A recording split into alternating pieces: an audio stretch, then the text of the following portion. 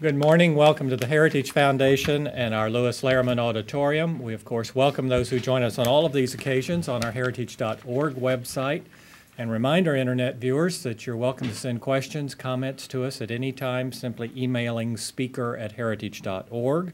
For those in-house, a last check of cell phones is always appreciated to see that they've been turned off as a courtesy to our presenters. We will, of course, post the program following today's presentation on the Heritage homepage for your future reference on this issue as well. Hosting our discussion is David Burton, Senior Fellow for Economic Policy in our Institute for Economic Freedom and Opportunity. He focuses on tax matters, securities law, entitlements, and regulatory and administrative law issues. Prior to joining Heritage, he served as General Counsel at the National Small Business Association, was Chief Financial Officer and General Counsel for the Alliance for Retirement Security, as well as was a partner at one time in the Argus Group, a public policy and government relations firm. In the areas of finance and tax, he held posts as Vice President for Finance and General Counsel of New England Machinery, as well as manager of the U.S. Chamber of Commerce's Tax Policy Center. Please join me in welcoming my colleague, David Burton. David? Good morning. Our event today is about tax reform and economic growth. Policymakers talk all the time about reforming the tax system to promote economic growth. In the vocabulary of economics, what they're really talking about is reducing the deadweight loss associated with the tax system or the excess burden associated with the tax system. And what that really means is reducing the lost output or the lost value of the goods and services in the economy caused by the tax system. Now, the tax system obviously reduces the incentive to work, to save, and invest. A core finding of price theory in the optimal tax literature is that the excess burden varies generally with the square of the tax rate, which means that a doubling of the marginal tax rate can be expected to increase the deadweight loss by something on the order of 4 times. And conversely, reducing marginal tax rates has a disproportionate positive impact. Now, the economic growth literature and also the optimal tax literature leads us to the conclusion that a consumption tax is preferable to an income tax because of its impact on the user cost of capital. Economic gains can come from both capital formation and capital deepening, but also from a more efficient allocation of a scarce capital stock. We can improve the tax system by eliminating tax preferences and reducing marginal tax rates. The tax system can also affect human capital formation, and that is the willingness to invest in education and job training. And finally, the literature on entrepreneurship reminds us of the importance of entrepreneurship and risk-taking to innovation and job creation. Entrepreneurs are central to the dynamism, creativity, and flexibility that enables market economies to consistently grow, adapt successfully to changing circumstances, and create sustained prosperity.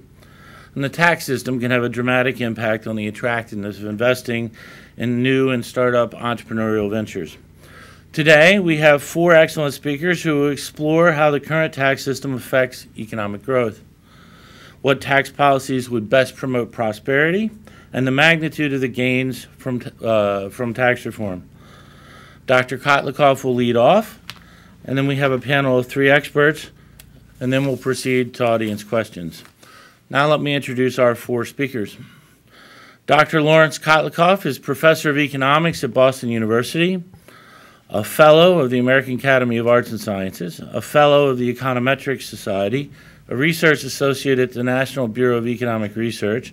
He's President of Economic Security Planning, Inc., a company specializing in financial planning software, and the Director of the Tax Analysis Center.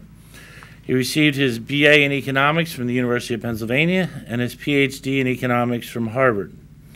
His many books include The Class of Generations, The Coming Generational Storm, Macroeconomics, An Integrated Approach, and What Determines Savings. He was a pioneer in generational accounting and life cycle accounting, which measures the fiscal burdens facing today and tomorrow's children. And in my judgment, he's one of the finest public finance economists in the United States. He never hesitates to call it as he sees it.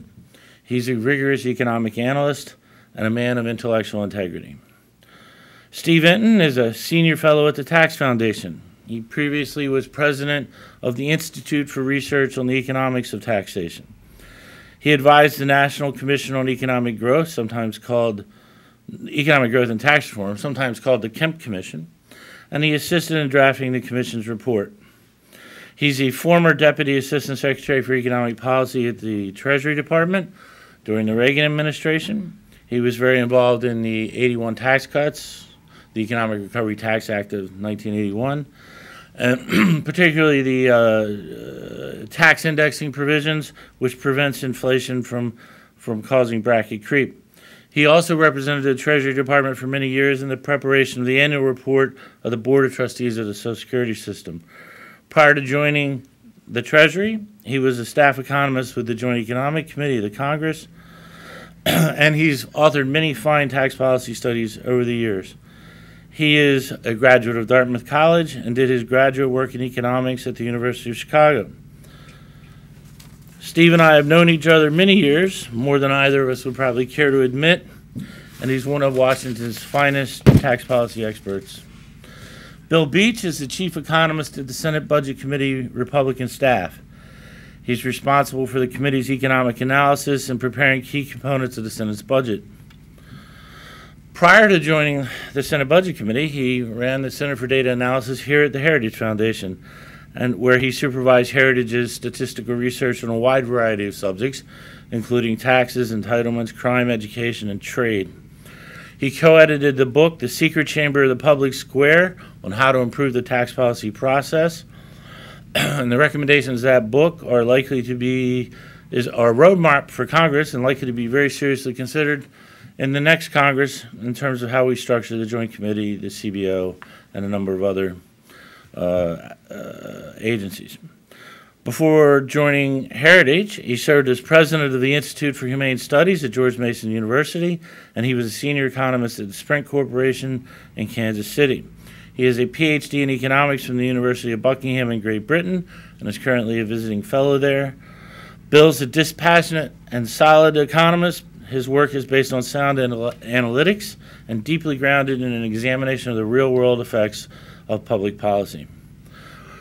Finally, Curtis Dubay is a research fellow in tax and economic policy at the Heritage Foundation. He's authored numerous reports on tax policy, testified before Congress, and made numerous media appearances. Previously, he was a senior associate at PricewaterhouseCoopers, where he structured international tax transactions as part of the accounting firm's transfer pricing group. He served as a senior economist for the Tax Foundation, where he authored 3 widely recognized and cited reports: Tax Freedom Day, the State and Local Tax Burden, and the State Business Tax Climate Index. He received his master's degree in economics from the University of Connecticut, and he also has a bachelor's degree in economics from the University of Richmond. Please join me in welcoming Dr. Kotlikoff. Well, it's a pleasure to be here with you. This is my first time at the Heritage Foundation. I hope it's not my last.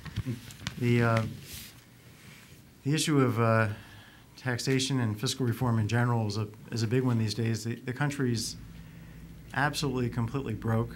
We have a present value fiscal gap of $210 trillion. That's the present value difference measured out to the infinite horizon between all the projected expenditures and all the projected taxes. So our spending is too high and our taxes are too low, and there's a big gap between the two of them, $210 trillion in present value. That compares with the official debt in the hands of the public of about $13 trillion. So almost all our liabilities have been put off the books, which we've accumulated these liabilities over the last 60 years. Both parties have done this. They've taken resources from young people and called those taxes, but said, don't worry about these taxes because we're going to pay you transfer payments when you're older. So those obligations to pay the transfer payments were kept off the books, just with that choice of words. They said we're going to borrow and the payments in the future are going to be called principal plus interest. Those debts would be on the books. We'd have a $210 trillion fiscal debt right now, official debt, not a $13 trillion official debt. So the economics of these kinds of policies, the life cycle economics, where older generations don't care about younger generations, have the following macroeconomic scenarios associated with them. Namely, if you take resources from young people and you give them to old people, you may call that pay as you go, but it's really take as you go. You take from the young, give to the old, and tell the young don't worry about anything. The young don't change their consumption much. The old consume more. The economy's national consumption goes up, national saving goes down, national saving funds domestic investment, so that goes down, capital formation goes down compared to what it would otherwise have been. Then workers have less capital to work with over time, and real wages don't grow as rapidly. So we've had a decline in the national saving rate from 15% down to about 2% since 1950 to today. The domestic investment rate's gone from about 15% down to 4% as a share of national income net domestic investment. And then the real wages have been stagnating, as we all know, for reasons in addition to what I just mentioned. It's not the only, or maybe even the principal reasons for the stagnation. But anyway, the other thing that's critically important to realize is that the consumption of older people relative to younger people has risen dramatically. If you look at the ratio of the average consumption, let's say, of 75-year-olds to 40-year-olds, that ratio used to be probably about 0.75 in 1960. Now it's about 1.5, 2, somewhere in there. So there's been a dramatic change in the age consumption profile that exactly lines up with what life cycle economics suggests. So we're in a very deep hole, and both parties have put us there. And this is not a matter of just making the system more efficient, getting rid of the excess burdens that David was referencing, because those are small effects. There might be, well, it depends on exactly how distorted the economy is, and we're still trying to measure that. But I don't think that it's going to really come up with what we need, which is 10.5% of GDP on an ongoing basis. That's what we're short. You take the present value of 10.5% of GDP, you get $210 trillion. That's the fiscal gap. Now, over 1,200 economists and 17 Nobel Prize winners in economics have endorsed fiscal gap accounting, infinite horizon fiscal gap accounting. If you go to the informact.org, there's a bill in front of Congress, which bill I know is going to get passed in the next couple of weeks, called the Inform Act, which would mandate CBO and GAO and OMB to do fiscal gap accounting on an ongoing basis so that we could really see the true fiscal position of this country. You don't have 1,200 economists, including 17 Nobel Prize winners, including other people like George Shultz, endorsing a bill like this without there being a really strong basis. And what it is the economics profession saying with almost one voice that the country's broke and it needs to change course and really start, first of all, honestly reporting what its liabilities are. We're in far worse shape as a country, far, far, far worse shape than Detroit. Social Security is far worse shape than the Detroit pension system just taken by itself. And they do infinite horizon fiscal gap accounting. It's in table, let's see, 6F1 of the July Social Security Trustees report. You can take a look. They're 33% underfinanced. The trustees of Social Security have apparently failed to even read their own trustees report and look at that table, because they are very restrained when they talk about the problems with Social Security. So anyway, what I'm trying to get across is there's a dynamic here. And the longer we wait, the worse the problem is. This is a zero-sum game, generationally speaking. It's not just a matter of inefficiencies. The country is broke. It needs more taxes and less spending. And that doesn't mean that we need to maintain the current tax system. I think we need to radically reform it. And these slides, which I don't know if you can see, yeah, okay. So I did a simulation study. I'm actually setting up something called the tax, it's going to be called the Fiscal Analysis Center. We're renaming it. It will be in conjunction with sponsored by the Progressive Policy Institute. We may or may not have an additional sponsor, but this is going to be a counterpart to the Tax Policy Center and provide what I feel is a much more appropriate fiscal analysis of, in scoring of bills and understanding the dynamics of fiscal policy and how they work out based on what academic economists feel is appropriate. I don't believe as a group that what the Tax Policy Center and the JCT and CBO and other entities here down in Washington are doing when it comes to analyzing fiscal reforms is at all appropriate. It seems to be miles different from what academic economic science is to do. Anyway, one of the objectives of this Fiscal Analysis Center that I'm in the process of setting up is to do simulation studies of reforms. And this study of U.S. corporate tax reform, I wrote about the findings of this back about a year ago in the New York Times. And let me just say that the U.S. and I'll just spend about 5 minutes. Yeah, that's fine. Right. The U.S. corporate. So this is just one possible reform we could think about doing, and you'll see in this discussion what a standard bread and butter neoclassical simulation model will say about the impact of corporate tax reform. And you're going to see some very positive impacts on the economy that I'm going to show you in a moment. That's not true of every tax reform that we could come up and simulate, but it is true of this particular reform in the simulation model that I've developed with starting back in 1987 with, actually in about 1979, with Alan Auerbach, who's a professor at UC Berkeley. So here's the story. The U.S. has a very high corporate tax. So Jack Mintz, who's a Canadian economist and very well-respected, not obviously Republican or Democrat, he's not even American, calculated our effective marginal U.S. Tax to be 35%. This includes state taxes. And this seems to be high compared to the effective marginal tax rates in Europe and Japan, China, and India. We've got a high degree of tax evasion and avoidance, putting your profits off seas, moving your company off seas is a form of avoidance or evasion. The average U.S. corporate tax rate is quite low, only 14% of national income. So corporate revenues as a share of national income are only 14%. So we've got this very high effective marginal tax and a very low average rate. And it's also generating very little revenue, just 1.6% of GDP about a year ago or so. It's now maybe 1.8, but it's very low. So who's really paying the U.S. corporate income tax? Is it the U.S. corporations? Is it U.S. corporate managers? Is it the U.S. shareholders? Is it foreign shareholders? Is it U.S. workers?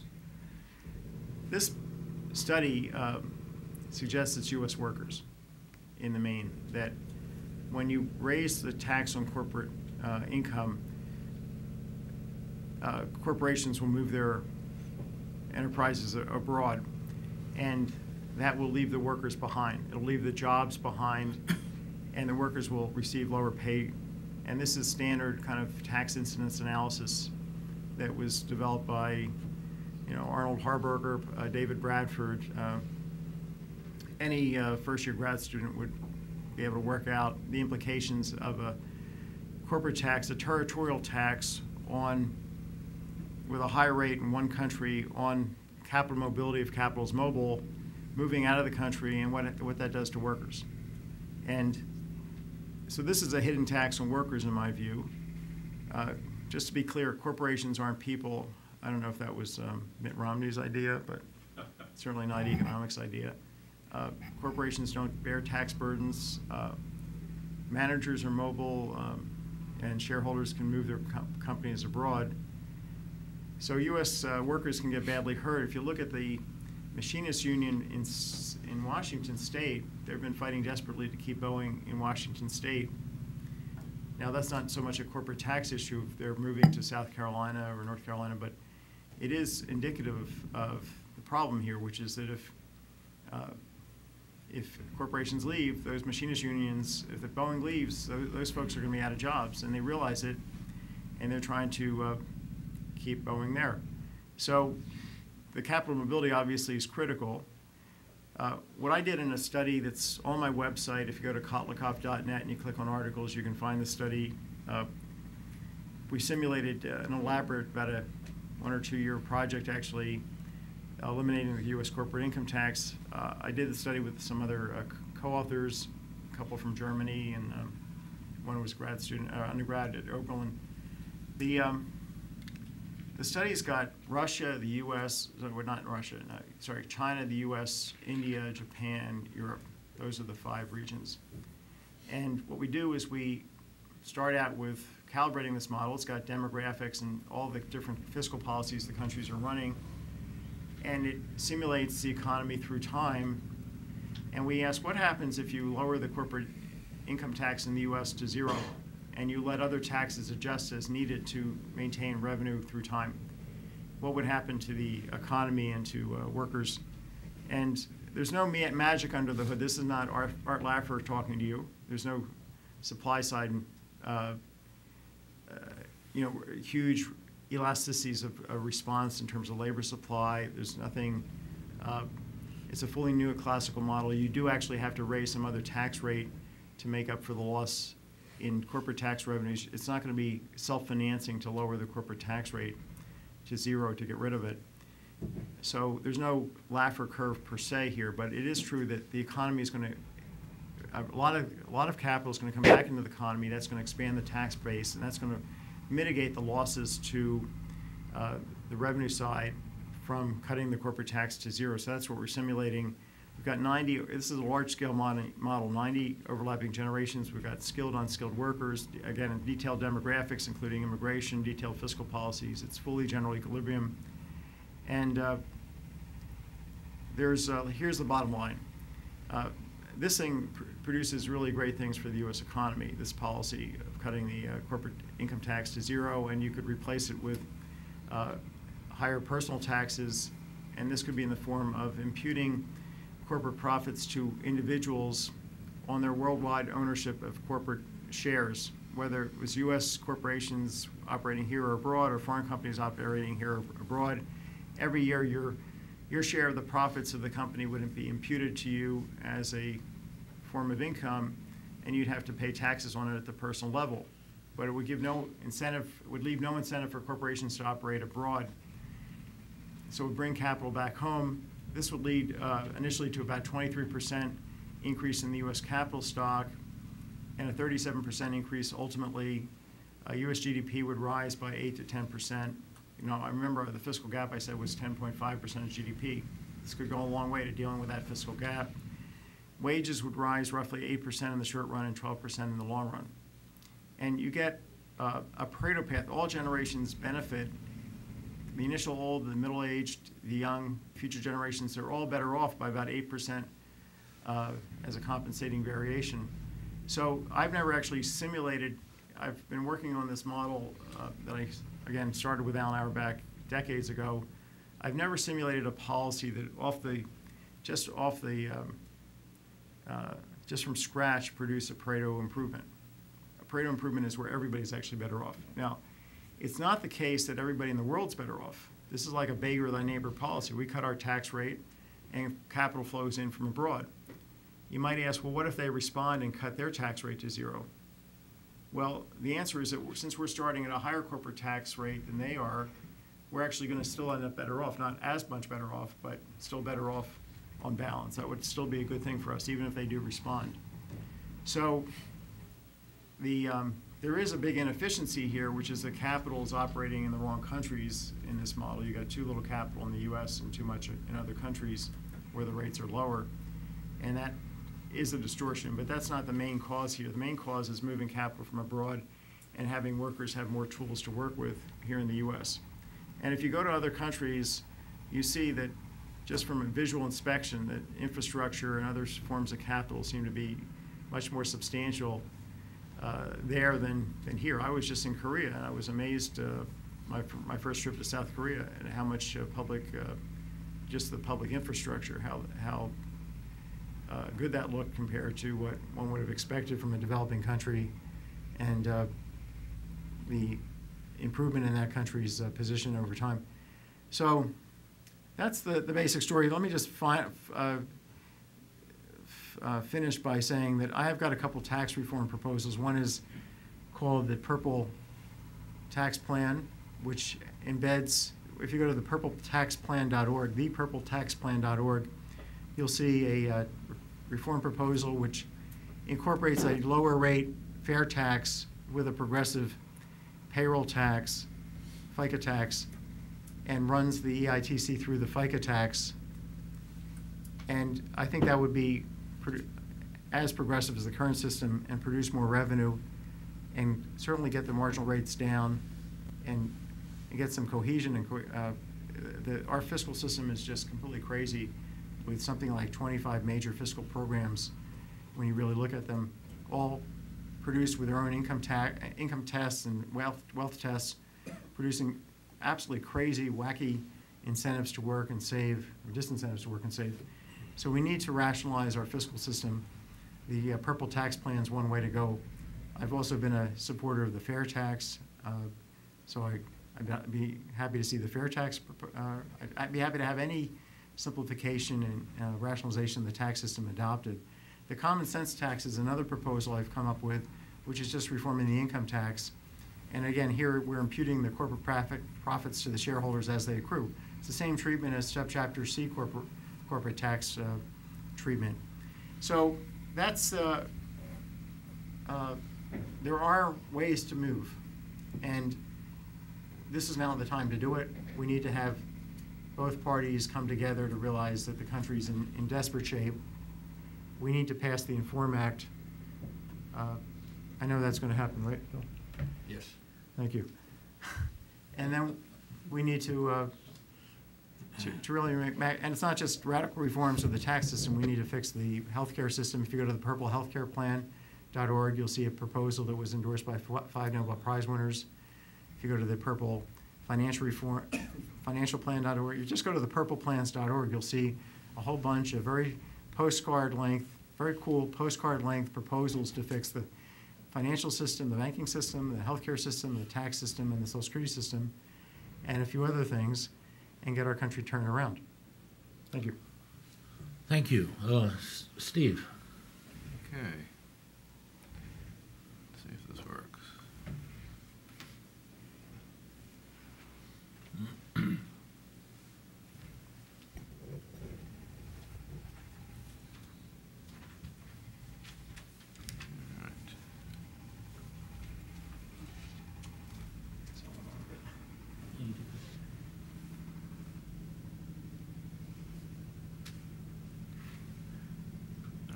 How to get rid of this. Oh, you need to start this one, sure? Yeah. Let's see. Let me see if I can. Oh, it's up here. Sorry. Yeah. There we go. Thank you. Oh, it's always a pleasure to be here at Heritage. I've been coming here off and on since I started as a Hill staffer in 1975. Just before most of you were born, I expect. But anyway, it's good to be back. I've been working on taxes and growth It's on the computer. ever since. Yeah. It's on the computer, but it's not on the screen. It's not displaying on the screen.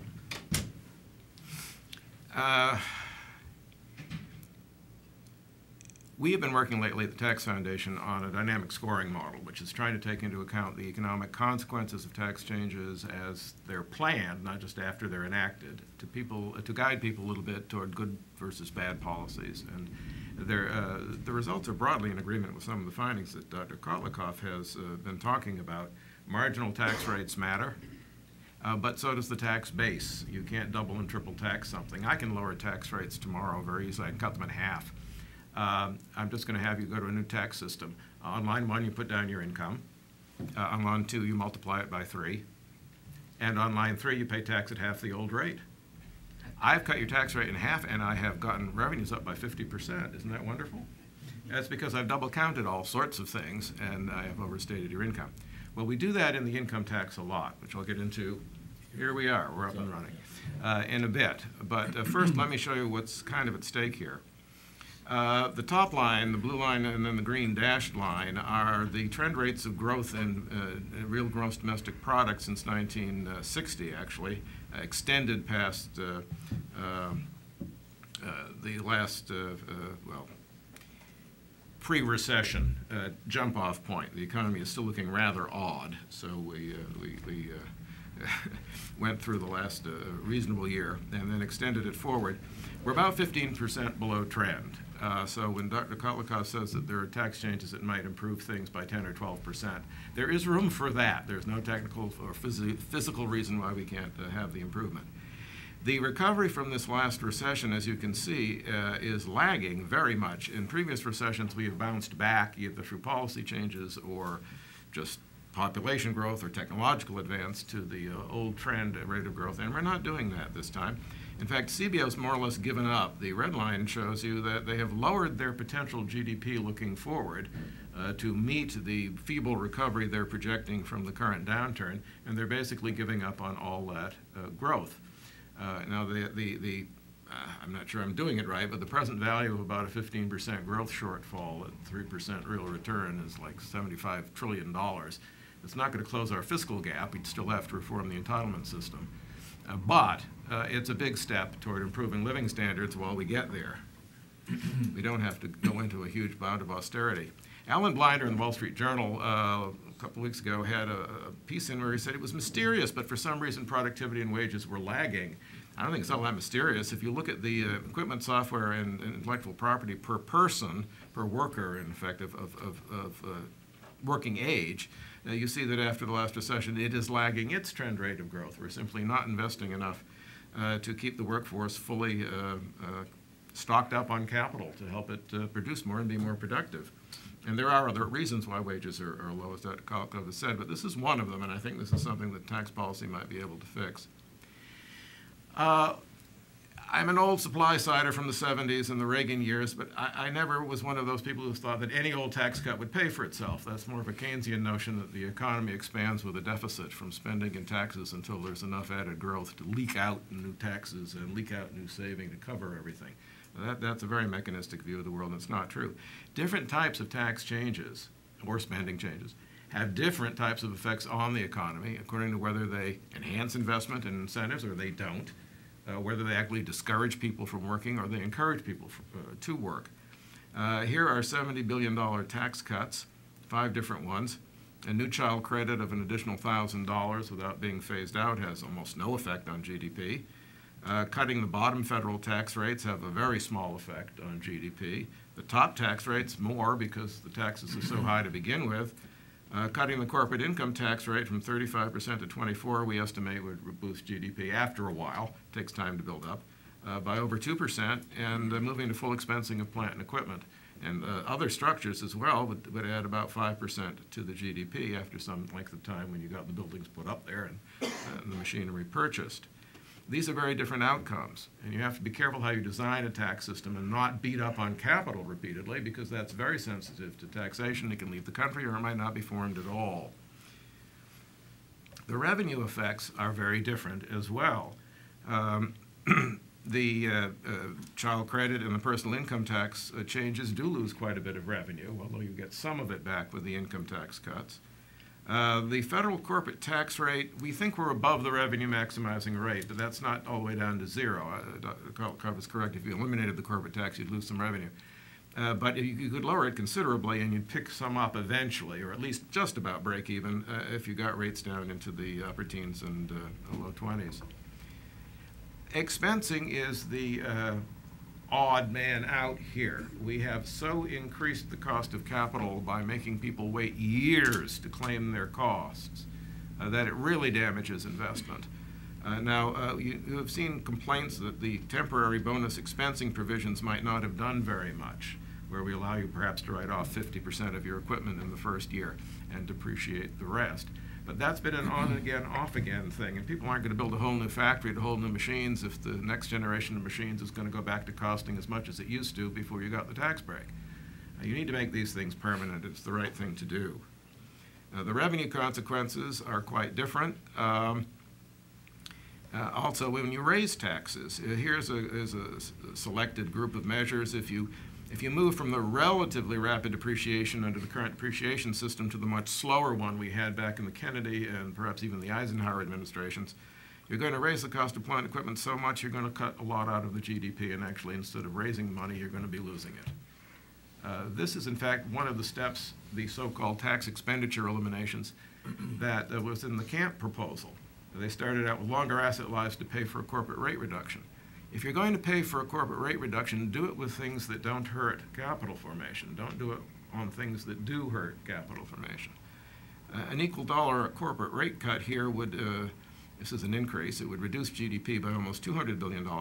On the flip side, if we had used the $32 billion from the depreciation change to pay for a cut in the corporate side of that amount, you'd see we'd be losing more GDP than we'd be gaining, and the net effect would be a negative. And that put a drag on the Camp bill that we find it difficult to overcome. The personal rate increases are also shown there. They lose money, but not as much as the tax increases directly on capital, and so on. You have to really pay attention to what it is you're doing. You can't make blanket statements about taxation. But getting the tax system base correct, not double counting and overtaxing capital, is a big step in the right direction. Thomas Piketty has suggested that it would be all right to raise the tax rates on middle-income people to 55% and on the rich to 80%, and he expects to raise about $600 billion from that if you use the U.S. in the recent year. He'd actually end up losing $250 billion or thereabouts and knock the GDP down by a huge amount. The Bowles-Simpson approach, which is revenue neutral in the short run, but does this damage to the depreciation schedules, actually ends up costing us GDP and losing revenue. The Camp draft barely broke even because they had some revenue from the international side for a net corporate tax reduction. And the neutral tax plan, the sort of X-tax Bradford plan that we were recently asked to model, was giving us gains in GDP of about 13%. And these are consistent, broadly speaking, with some of the findings that Dr. Kotlikoff has presented on what would happen if you stop beating up on capital formation. And of course, they have very different revenue consequences. The Bradford plan would bring in a lot more revenue if you could find offsetting spending changes to make it possible for us to stick with that plan and make it permanent. You would have a lot of gain. And in fact, the way we ask the question is not, well, assuming we've done something to make it revenue neutral, what will it do? We ask the question, if you could do the plan and make it stick, what would you have to do on the spending side to come around to it? And we're not trying to pick one of the methods that Congress might come up with. Slightly different question, but same general thrust. The income tax, and not just the corporate income tax, is a dirty little secret. It was not designed to be economically efficient. Professors Haig and Simons and others back in the day wanted to redistribute wealth, so they defined income in a way that would double and triple up the taxation of capital so that they could be hitting the thing that the rich people had and holding the rates down for labor and other income sources. And they didn't shy from it, saying this is what their objective was, but we've kind of forgotten it. Their disciples don't mention that the income tax is not neutral, that it's biased against saving and growth. Simon said that the case for drastic progression in taxation must be rested on the case against inequality, on the ethical or aesthetic judgment that the prevailing distribution of wealth and income reveals a degree and or kind of inequality which is distinctly evil or unlovely. This is not an economic efficiency rationale. The degree of progression will affect reduction in the size of the national income. It is reasonable to expect that every gain through taxation and better distribution will be accompanied by some loss in production. And how? Now, he was going to get around the evil effects on saving and investment by having the government run huge budget surpluses year after year after year. Of course, you still wouldn't want to invest in a bad tax system, so he was wrong there. He was also perhaps mistaken on the ability and willingness of the Congress to run huge surpluses year after year after year. Professor Alfred Marshall, who was, I think, a better economist than those gentlemen, said, look, taxation is always going to be somewhat progressive in a democracy, but at least let's tax consumption and not income. And that way you won't do the collateral damage of beating up on capital formation.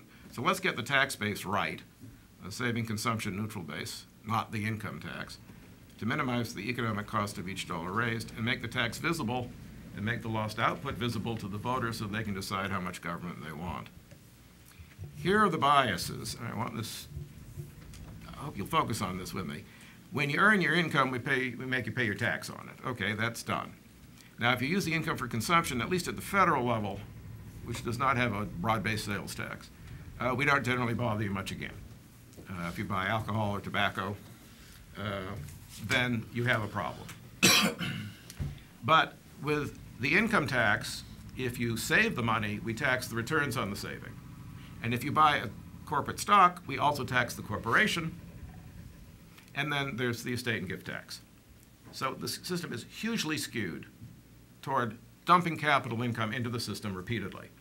Now, the neutral taxes don't do that. They get rid of the death tax. They tax income at the corporate level either there or at the shareholder level, not both. And they either defer taxes, as we do in pensions, or they treat taxes as in a savings in a Roth IRA, where we give you a tax initially, and then we don't tax the returns. There are many types of taxes that go all the way toward eliminating these excess biases: the national retail sales tax, value-added tax, the flat tax, the X taxes, the Bradford work done, and the consumed income tax, where you put down your income, subtract your saving, and pay tax on what's left. All of these major tax reform plans eliminate these biases in hopes of boosting GDP. And we've done a couple of runs where we've gone partway in that direction, where we, cut the individual rates to 35%, the corporate rate to 25%, get rid of the 20% increase in the capital gains tax recently, and keep it at 15% along with dividends, make bonus expensing permanent, and you'd get an extra $1 trillion in output by about the 10th year. You're going to have some budget losses in the first 10 years. Eventually, you're going to find that federal revenue will come back roughly into balance. That does not solve your long-run entitlements program, but at least it's a start. And then if you go further in the direction of fully eliminating the double taxation of the corporate income and get rid of the estate tax and get rid of the recent Obama tax increase on capital income, we can get GDP up around the 13–15% range. And the wage rate is up along the lines that Dr. Kotlikoff has indicated. We distinguish between wages and jobs. We have some hours worked increase and some wage increase, but some of them add up to about 15. And so this opportunity is there for significant improvement if we're willing to get off the income tax kick and be willing to reform the system in a pro-growth manner with less class warfare. And if we also then certainly have to go on further to solve the underlying fiscal gap from the entitlements situation going forward. Thank you. Thank you, Steve. Bill. Thank you very much, David. It's a pleasure to be back at Heritage. It always is a pleasure. I'm going to talk about growth. As every parent knows, a problem with a child that's left unresolved is bound to come back and haunt you one day. For those of you who have children, you know that's true. For those of you who don't, it is true. Other than the problem of not keeping up with clothes and shoes as a kid grows up, most learning and social problems must be addressed as soon as they appear in order to prevent relatively trackable problems from metastasizing into ones whose resolution may be difficult, if not impossible. Ordinary rebellion turns into drug abuse. Simple reading challenges could lead a child back in, set a child back in school and possibly set them back in life. And now, less noticed are the externalities of parental problem solving. That is, we don't attend enough to how solving one child's problem helps the other kids. You know, if you're sitting there reading to one child and the other child who can't yet read watches that happy moment, then when it comes to learning how to read, it's a happy thing and not a bad thing. And that's called a second-order effect. So the primary effect is teaching the first kid. The second-order effect is teaching the second kid by learning just by watching. Well, this is something we ought to actually do in government. Resolving problems and following sound policies, like good parenting, works for governments too. When government works effectively to fix what's socially and economically damaging and pursues policies that encourage economic growth in strong social institutions, then enormous first and second order effects arise. Let's focus for a moment on economic growth. Scholars writing in the blossoming area of new economic growth theory place a heavy emphasis on getting public policies right and have highlighted the central role of tax policy in 6 departments of a growing government. So for those of you who are keeping taxes, I will now make 6 points, and you'll be very happy when we come to the 6th point. First, accumulating capital. Tax policy can affect the stock of physical capital directly. If taxes on the earnings of capital, interest, dividends, capital rents, rise too high, then the owners of capital will charge higher prices for the use of their capital. The usual result from an increase in the price of capital is greater use of human labor to do the work, or just ignoring the whole thing and refusing to be productive. In any event, the productivity of people falls, which reduces the potential well-being of the rate of economic growth. So when we're thinking about tax policy, let's be thinking also about capital. Second point, keeping governments small. Scholars of economic growth, that's really important. The sole purpose of a tax system should be to produce the necessary income for government in an economically and socially neutral fashion. When the tax system is used as a tool for producing certain economic and social outcomes, such as universal home ownership, inexpensive access to education, redistribution of income to needy families, it becomes, perhaps by accident, the essential partner in expanding the scope and size of government. History never has seen a tax system employed for purposes of the state that did not engender a larger and more expensive bureaucracy. When government grows relative to the economy and the population, it diverts scarce resources from those activities in the private sector that could improve everyone's well-being. The growth of the economy inevitably falls below its potential. Third thing on the tax policy front and how it relates to the economic growth. Third point, opening the economy to foreign trade and investment. Tariffs and restrictions on trade and investment are, of course, the oldest forms of taxation known to government. When we're thinking about tax policy, we need to have a kind of a broad view. Any foreign-produced product that must pay an entry fee in order to compete for sales in the United States starts from a disadvantaged position. If such a product is superior to one produced in the United States, then U.S. consumers are directly harmed for having to pay a higher than normal price for the superior product, and growth falters. Fourth point, respecting property rights and the rule of law. When doing tax policy, we need to keep the rule of law in mind. History is full of taxing authorities that undermine the rule of law in their zeal for revenues. History also is filled with evidence that the rule of law and respect for property rights may be the most important prerequisite for economic growth, more important than tax policy. Certainly, when unexpected political change in a country leads to new rules and violations of property rights, economic activity quickly falters. Severely restricting the taxing authorities' power over property and information about income is one of the most proved and certain ways of advancing economic growth. And fifth point? Oh, good, you're watching. Fifth point, not burdening the productive sector with unnecessary government regulations and controls. Another tax often overlooked is any regulation that adds to the cost of producing a good or service or prohibits a certain economic practice or behavior. Behavioral taxes actually may be more influential in shaping many decisions at the margin than income taxes. Certainly, any foreign company thinking about opening a factory in the United States must carefully assess the additional costs of operation that stem directly from our country's clean air and water regulations. Even though many Americans would not want to live without such regulations, they should recognize that these taxes on property use and economic behavior directly reduce economic activity and the rate of growth. To the extent that behavioral taxes reduce economic growth, they reduce economic well-being. Sixth point, investing in human capital. Clearly, any country that has instituted low tax and regulation policies, the rule of law, free trade, and stable money will benefit from a more educated workforce.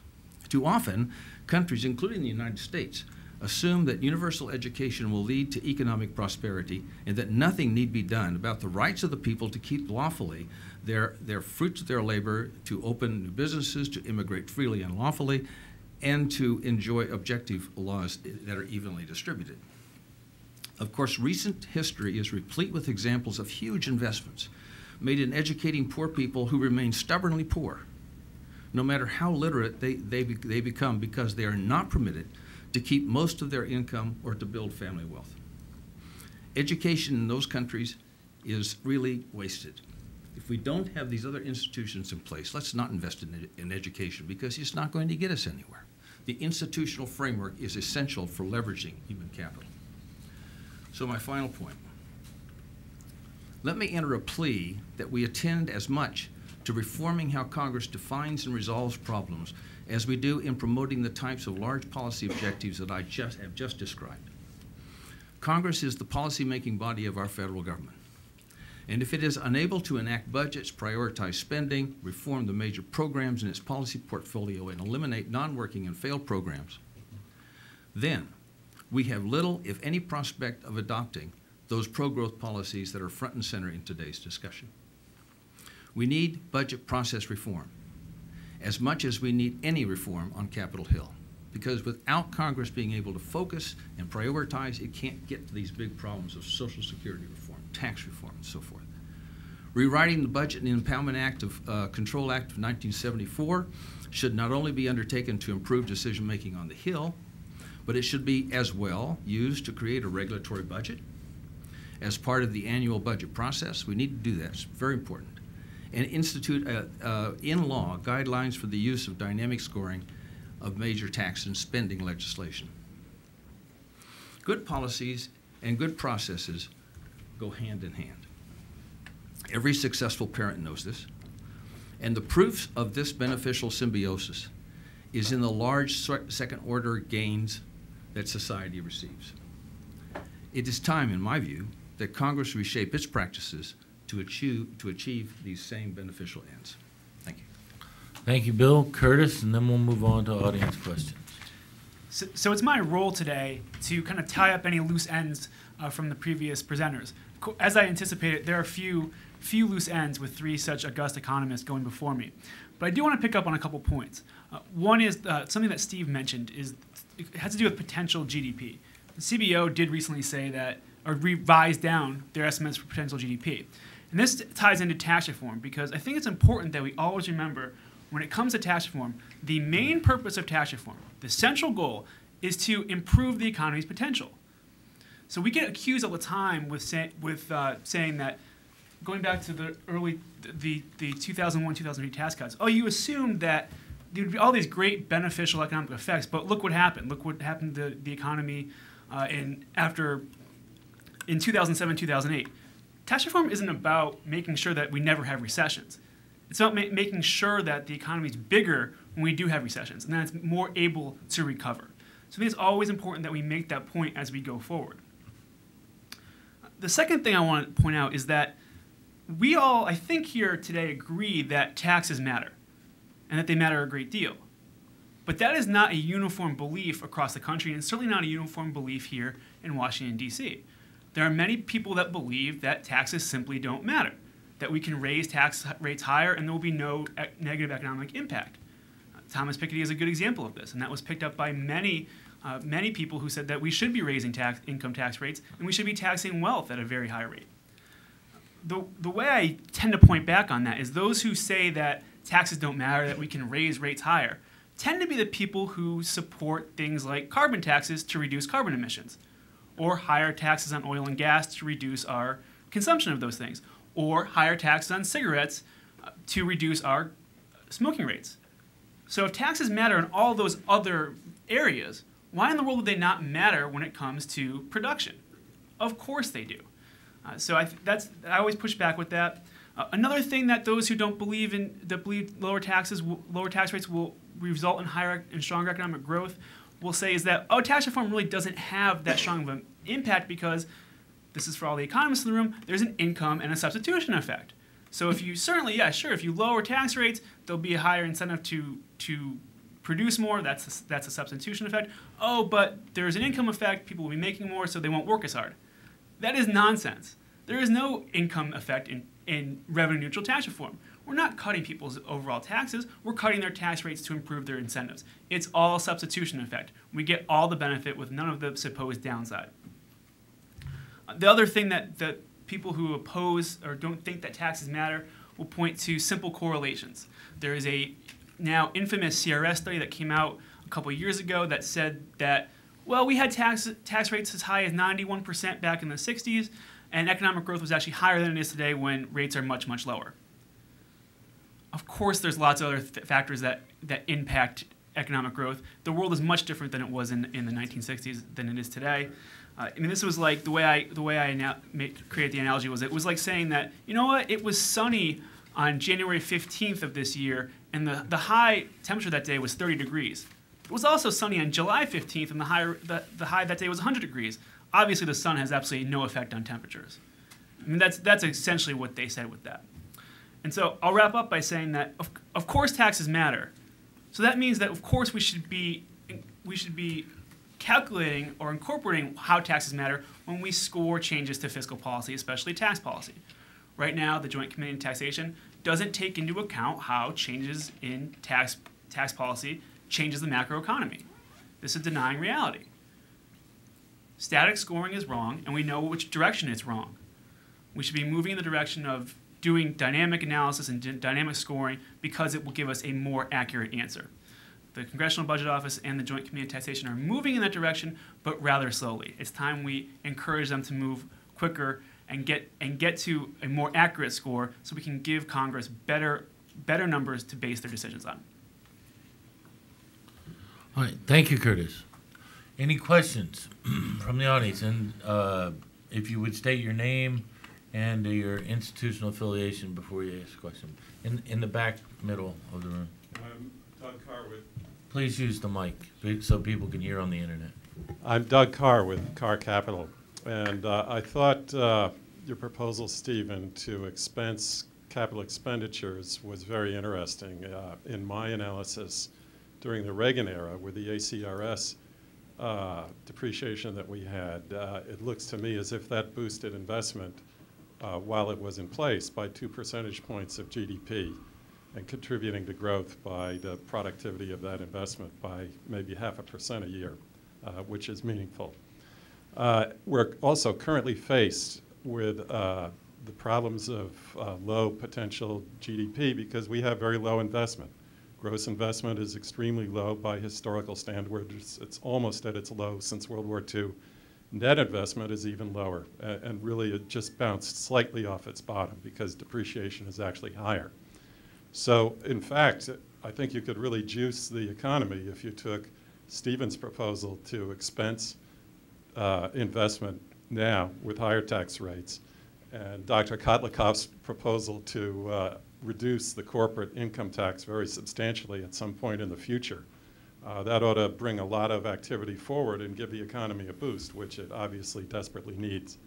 I don't know how possible that is, but I'd be interested in your thoughts. Anybody? Well, you could certainly do both of those things. The expensing 100% of capital is kind of like eliminating the taxation, the taxation of capital entirely. So, I guess the question is whether you're expensing the corporate tax and then also the personal tax, whether you're talking about, well, I guess the question is whether you want to extend this beyond corporations to also to like private proprietorships and partnerships and subchapter S corporations. So exactly how you would do this, I guess what I'm saying is that there are ways to eliminate the corporate income tax indirectly through expensing, and there's ways to do it directly. I think things should be out in the open and should be clear cut. Why are we actually trying to encourage companies to operate outside of the country? If we really care about rich people not being taxed on the income from their ownership of corporations, then we should just impute this to them at the personal level and get rid of the corporate tax. It just doesn't make any sense. All it's doing is hurting. If you were a lefty, if you were Nancy Pelosi, you would want to get rid of the corporate tax and impute it to individuals at the personal level because you get the rich to pay their fair share, if you like, and you'd help workers. So I think that both the Democrats and Republicans can come together on this. I did have one comment on Curtis's point about income versus substitution effects. It is true. He's making a very important point that when you have a revenue neutral fiscal reform, what you're really saying is that the government's going to consume a certain amount of GDP through time, and that's going to be true no matter what tax system you're going to be using to pay for it. And in that sense, there's no overall income effect for the economy. But which particular tax reform you use, or tax system you use to pay for that government consumption path, will have income effects on different generations, and they can be important and ongoing. So, for example, if we eliminated today all personal asset income taxes, so leave the corporate tax where it is and just get rid of all dividend taxes, capital gains taxes, taxes on rent, interest, that would have positive income effects for the elderly who own most of these assets, or the majority of the assets. That would boost their consumption. They've got a higher propensity to consume because they're closer to the end. The younger people, we'd have to tax them more under the wage taxes, and that would have negative income effects on them. The net impact of these income effects would be bad. It would actually lead to more consumption and less investment. So one has to be very careful about designing policies. That's why using this, if we're going to do dynamic scoring, we should be using this life cycle model.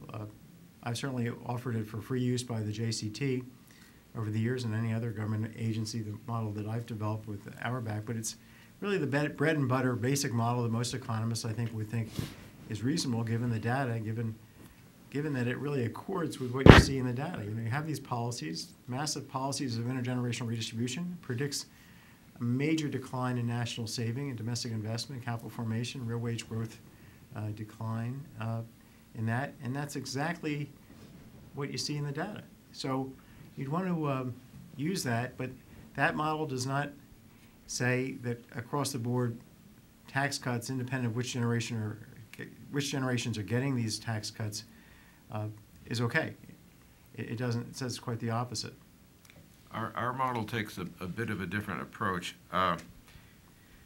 Let me say first that there's really no conflict between a lower corporate rate and expensing. Expensing defines what the income is to be taxed, and then the rate you set on it uses that base. It's a base question and a rate question, and I think both need to be straightened out. When you do go to expensing, you would eliminate the future tax on an asset that was barely paying the time value of money.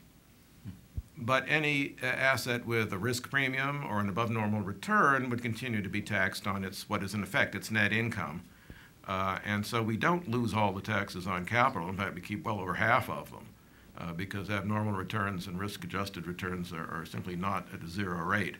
For example, you'd never borrow money at a bank rate and then buy a machine that was only earning as much as you had to pay the bank for interest. You'd want something else for your efforts. So that there's still a net tax on capital there. I appreciate what the life cycle people are trying to do, but I think we have to observe that the elderly, some of them are living hand to mouth, but a lot of them have wealth that they pass on to the next generation. And the elderly are not, as a group, just necessarily consumers. Of course, they don't pass as much wealth on to the next generation as we perhaps should let them do because we have the death tax. I don't believe in taxing the assets that way. I would prefer consumption, a neutral base. There are transition issues, but I think the comparative statics models we use show that ultimately you're going to get to a much higher level of GDP and that all future generations are going to benefit. On the income and substitution effects, even if you don't have a revenue neutral tax, when the government runs a deficit, it has to borrow that much more money to pay its spending bills. So the tax cut doesn't necessarily result in no initial income effect, but it certainly results in no initial increase in consumable income because you have to use the tax cut to buy the added debt. So it's an even stronger answer. The income effects cancel out in tax transfer systems, and you have the substitution effects left, and they're very, very important. And dealing with both of them the way you've described, I think, would be a very good idea. All right, next question, Lou. Yeah, Lou Euler, National Tax Limitation Committee. The last time Republicans had control of both Ways and Means and Senate Finance, we neglected to do what we should have done, and it is select people who believe in and will implement dynamic scoring. And so now that we're heading to a return to control, that, it seems to me, is the key objective. Now, the Wall Street Journal recently editorialized that this fellow, Steve Entin, ought to be CBO director. We all applauded.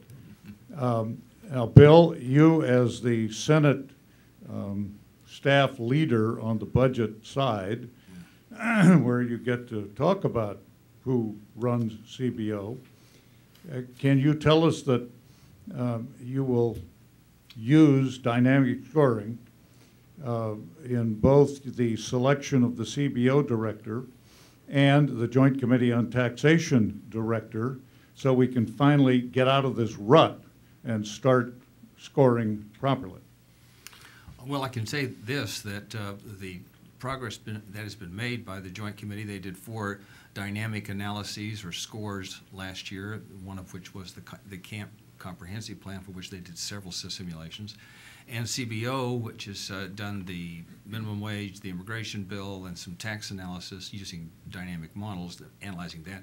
No appointment will be made that will push that back. So that's now become the starting point. We can't go backwards. We have to go forwards. The question is, what does dynamic scoring mean from an operational standpoint? It probably means that a small number of bills each year will be scored dynamically. They have to do, for example, the Joint Committee is scoring about 4,000 projects each year, and the CBO last year scored 987 projects. You don't have the staff or the reason to dynamically score small, tiny bills like post offices and that sort of thing. Who will be chosen? That's up to the 2 chairs of the Budget Committee, and the appointment is made jointly by the Speaker of the House and the President Pro Tem. They actually make that appointment. Dr. Elmendorf's term is up on January 6th, roughly, and he may be asked to stay on because of issues of organization in the Senate. We probably won't get to fully understand what our committee structure is until after the first of the year.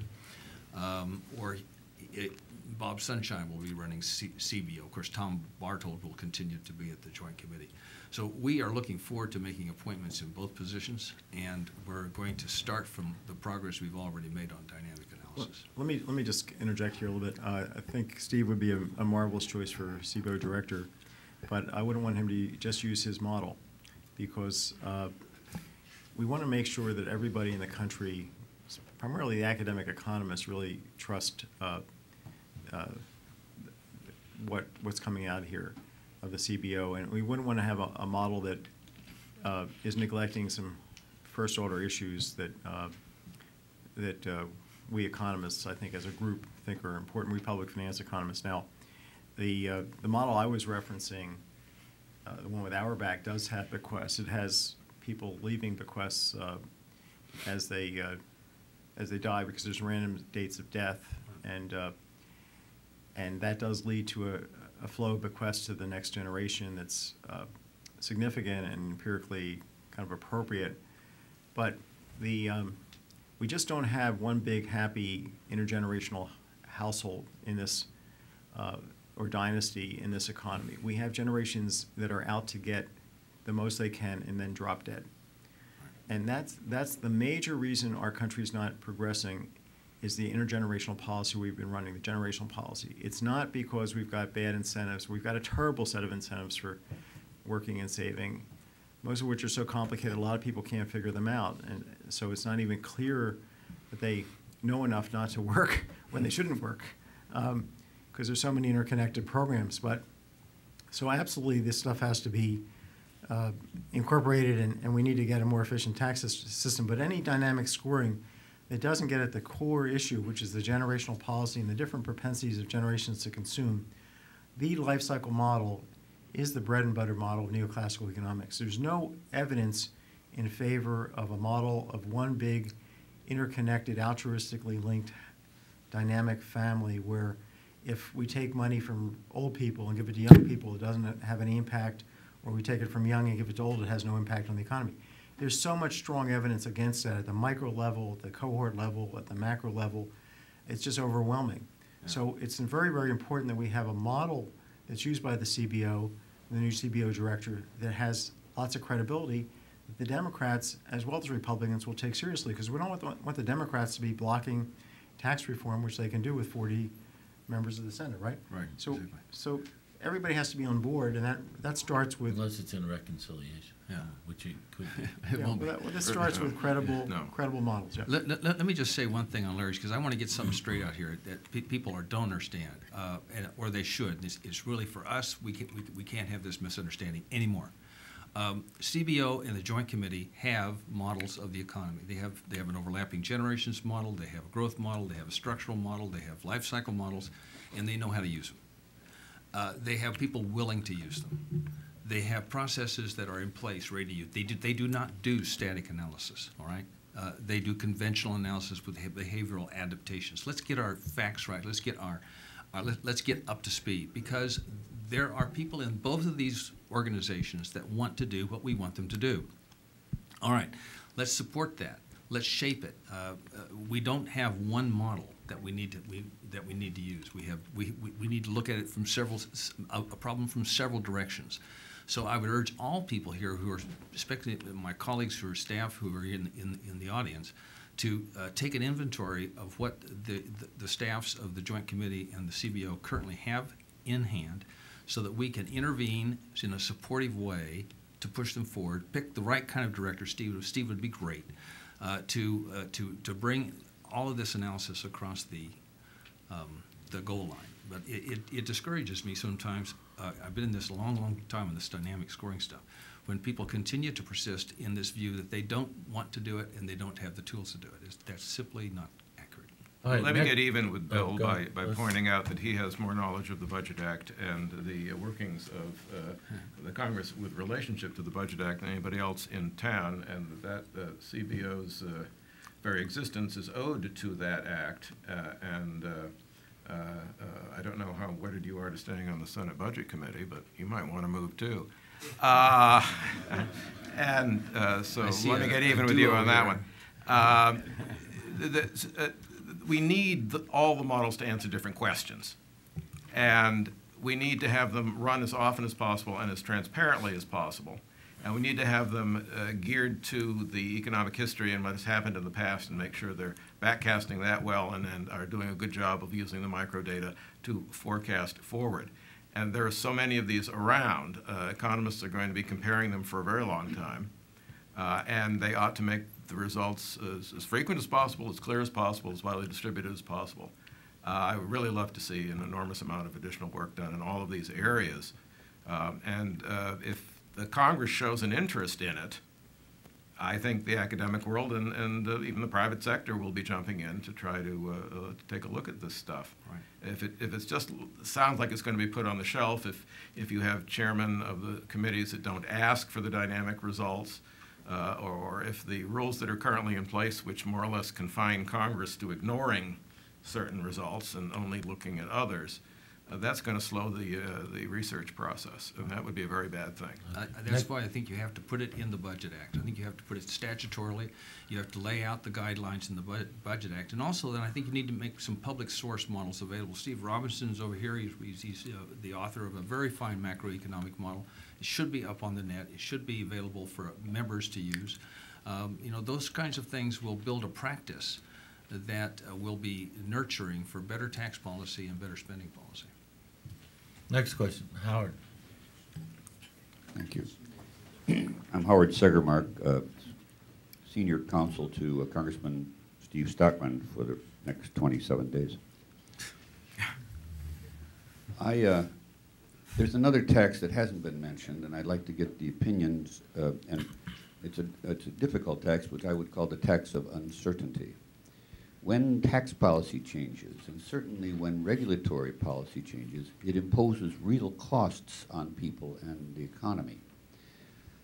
How do you explain that to policymakers, that when they're playing in this game, the coal industry comes to mind immediately, of course, they have a feeling what's coming, and great economic costs are being borne by them, not because of current regulations or taxation, but future. Would you comment? I think all of us have an opinion on that. Just let me just start off because I know the least. And that is, I believe the typical average member is aware of what you're talking about because they hear from constituents. And those constituent questions are oftentimes, what are you going to do? And then give me two alternatives so I can start to make some plans. We need a regulatory budget, Howard. The regulatory budget, if it was annually enacted by the Congress, if we compelled the administration to bring their proposed major regulations each year to the Congress before they are essentially implemented, Congress up or down would have that discussion, and then these questions of, well, what's going to happen would be more publicly discussed. That would reduce uncertainty. There would be a record of what Congress intended, and then there would be a closer implementation of that. I know there's some staff here who are working on that kind of legislation right now. I think that's a major change to make. If there's anything in the next Congress I would really like to see, I would like to see the introduction of a regulatory budget. One more question. Oh, go ahead. Sorry. I was just going to say, well, I've written a paper with co-author on the economic costs of government procrastination in terms of making decisions about when it's going to change things. Like if you think about just Social Security, you know, we've got a 33% unfunded liability. The present value of fiscal gap is just enormous there. It's about $25 trillion. Either taxes are going to have to be cut raised by 33%, or benefits are going to have to be cut by 23% immediately and permanently. So it's a huge problem there. What if you keep putting off when you resolve this? The problem gets bigger, but also the uncertainty is continuing, and you can actually measure with the right model exactly the economic cost of deferring decisions as opposed to making decisions right now. And it's there, yeah. I can tell you about that paper. Okay. Over here. Hi, I'm Anthony with FreedomWorks, and this question involves state level, so I understand the answer might be a little more nuanced. But Kansas Governor Sam Brownback and the effect of his tax-cutting policies on the budget have become somewhat of a popular talking point amongst the left, and what they view as an indictment against pretty much everything this panel has been talking about. So, and this question isn't addressed to anyone in particular, but if one of you could address just the fiscal state of that state in particular, and the importance of coupling tax cuts with spending cuts generally. Well, let me just say that I don't know too much about Kansas and what the governor did there, but if the governor had just cut the corporate tax in Kansas to zero and nothing else, and maybe raised personal taxes, if that were the experiment, my guess is that things would be quite different. There would have been a big influx of capital into Kansas, and that it would be very hard to claim he'd done something reckless. If it's just cutting, look, you could go to Kansas and cut every single tax to zero and pray for extra revenue, and it's obviously stupid because it's not going to happen. You can't collect, if your base is X and your tax rate 0, you're not going to get more revenue. So there are intelligent designs and really stupid designs. He may have chosen a really stupid design. It doesn't mean that basic economics was flawed. It just means that certain things are going to work and certain things aren't. It's like if you operate on the left arm and the right arm's got the problem. So yeah, it strikes me what he did. The idea of cutting personal taxes, which is what I think he basically did, and maybe I'm wrong on that, and hoping that was going to make a big difference, that was predictable not to work, not in the short run anyway. The short run's important. All of these things in that slide I have up there, had up there last, it takes a long time for capital to be formed and build up to where you get the growth and the added wages and so forth, so you should never just look at the first year.